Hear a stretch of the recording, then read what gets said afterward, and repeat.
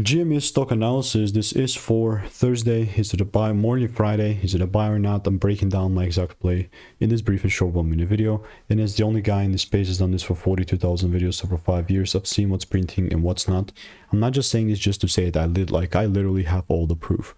And especially with GME, it's just the same thing. I'm looking to double down. I mean, ideally, I want to see a double break taking place. And with this thing in here, man, like, if there's not sort of a double break thing, then I'm not looking to take it further up.